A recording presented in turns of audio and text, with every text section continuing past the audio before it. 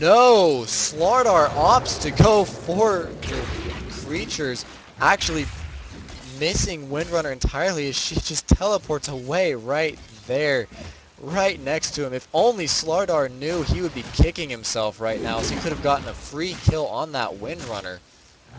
Very unfortunate for the UZI team. Luck is definitely not on their side today.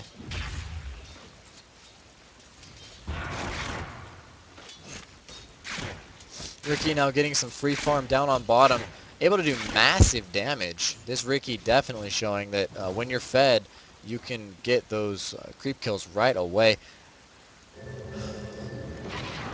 It appears that the RJK team actually might be opting to push mid instead of top like the UZI team is suspecting. UZI thinking that RJK will want to push top to get them forced all the way back into their base towers, but instead it looks like they may actually opt to go for Roshan perhaps. Getting those wards up, everyone moving around, they can see everything around the area. Now Shadow Shaman using his invisibility rune again. He has bottled a lot of those this game, and now scouting around looking for anyone that he can see. Ricky doing the same thing, staying invisible, checking out. Shadow Shaman does see Beastmaster falling back, and they know where the entire UZI team is, as Shadow Shaman will catch a glimpse of that. Yes, he will see that the UZI team is hanging out on this bottom tower. He has a little bit longer on his invisibility. Plague Ward's going up to do a little bit more scouting, see what's going on around Roshan. The UZI team confirms they are in fact not going for Roshan. Top tower has fallen. Top tower goes down to the Dire. That's exactly what the UZI team needs, for these towers to go down, these pushes to occur. The UZI team will be able to get right back into this game. They get some extra gold from that, so they definitely need those towers to be pushed by their minions. They still have a very viable chance of winning this game. They are not out of it by any means. Shadow Shaman and Ricky will peak out very soon at level 17 and 16 compared to everyone else being 10 and 9. 25 minutes in the game, Slardar actually being 12, despite Queen of Pain feeding a considerable amount this game. Everyone will catch back up to Shadow Shaman and Ricky as long as the RJK team does not end it very soon. This could very well go to UZI. Shadow Shaman bottling the haste room, and we do see UZI placing another observation ward right there, so they can definitely see what's going on at the ruins and potentially at Roshan. UZI team moving together, trying to push to get this bottom tower as they know it's already almost dead. It would not take very much to get rid of it, but they are overextending out of formation. Shadow Shaman running in, but oh my goodness, Shadow Shaman caught out of position this time. Using haste, trying to get away, and using a BKB, BKB indeed, is able to get away. Vengeful Spirit now killing Crystal Maiden, and Ricky getting Venomancer. Queen of Pain running in, using an ult now. Slardar in trouble, and Slardar will he be able to get away from Ricky? No! Vengeful Spirit getting Queen of Pain. Shadow Shaman getting Slardar, and Vengeful Spirit getting a triple kill on Beastmaster. Very bad engagement for UZI, as now the RJK team with this next wave will be able to push down this tower. Crystal Maiden coming right back in. What the UZI team really needed to do in that situation, they needed to relax and defend. They did not need to push. They were going to be just fine if they would just sit at their tower, defend, and prevent any more of these towers from going down. And now they have foiled their potential advantage or come back into this game. We just see Windrunner getting the kill for that tower. Now they have to defend their base towers. If they can turtle this, UZI can still win. But I'm not sure if UZI understands that they can win at this point. If they can turn it. I'm not sure they realize how equal they really are compared to this RJK team. Really, the only people that are carrying this is Ricky and Shadow Shaman. And again, they will cap out very soon.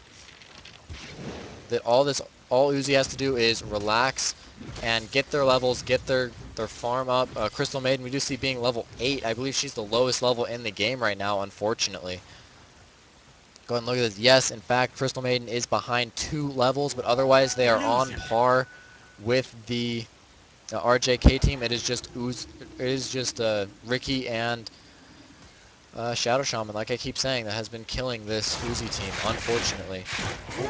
Again, right there, the power. Crystal Maiden just dying instantaneously to that Riki. That UZI just needs to bide their time, hide in their base, turtle it up, and get as many of these free farms. When the minions push this close, they need to wipe it out and then move on to the next lane, which would be this one. They're going to push in next. And unless Ricky has something to say about it, looks like Ricky's going to push in this lane really hard. Beastmaster able to clean up this wave very quickly. Now leaving it to the tower to defend. Slardar and Venomancer chilling out on this bottom lane. We'll be able to clean that up right away. And now this middle lane will be cleaned up by Queen of Pain and Crystal Maiden, most likely, as they look like they're coming in to get some extra cash. Crystal Maiden letting Queen of Pain gets a lot of extra kills there. And we do see Roshan under attack by Ricky and some of the other lesser members in this game of RJK. I don't see lesser because, again, Ricky is carrying this game. But they are aware that Uzi's moving out to check Roshan. But again, Uzi needs to be very careful about how they do this. Their team fights have not been working well for them. They need to defend their base. They do not need to engage Roshan here. That put them in a very bad position. They need to be very careful not to engage Roshan. Both teams just waiting around Roshan, waiting for the other team to make the mistake. And jumping in is Shadow Shaman using a BKB at the same time, able to actually come out just fine. Beautiful stun coming off from Slardar. The Uzi team is forced to retreat. Now Crystal Maiden going down along with Beastmaster. Shadow Shaman using his Hex again. It turns out Uzi's big mistake. Vengeful Spirit swapping out with Venomancer. Queen of Pain is the only one able to get away with her blinks. Turns out the big mistake here by Uzi was in fact just hanging out by Roshan, as Shadow Shaman was able to use the combination Blink Dagger and BKB to jump in and immediately do massive amounts of damage to the Uzi team. Uzi cannot afford to keep losing these team fights. They're potentially going to lose another tower, as Slardar and Queen of Pain are not able to defend this by themselves. They do have a fortification, so they'll probably pop the fortification and then jump on this RJK team. There we go, there goes the fortification, but they're not moving in on it. They're not taking advantage of the fact their tower was invulnerable. They're wiping out the creep wave and allowing Windrunner to take a little bit more damage. And RJK is forced back. This bottom tower really hurt, but still standing at the end of the day. Middle tower being pushed very hard. Uzi moving out again, a huge mistake. They need to stay in their base at this point. They're able to wipe out more of those observer wards, which is absolutely phenomenal, but staying in this position that they're at, they cannot win these team fights. They need to stay in their base. Ricky and Shadow Shaman together can wipe out the entire Uzi team. They need to be very careful when they're stepping out like this. That has not been profitable for them this game at all. See the RJK team moving in and clearing out this middle. Uzi really wants to get this bottom tower, but they're not going to be able to do it. They want Roshan.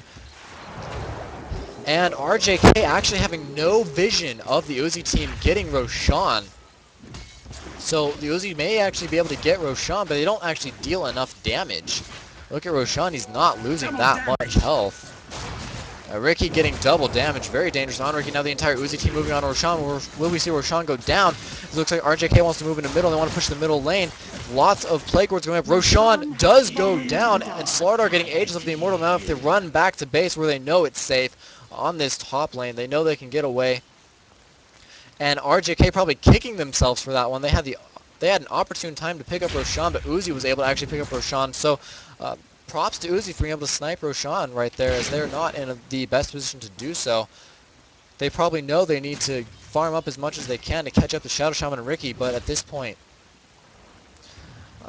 it's very close. I mean, despite Shadow Shaman and Ricky being able to 2v5 the entire team, it's still a very close game. Again, all Uzi has to do is sit and relax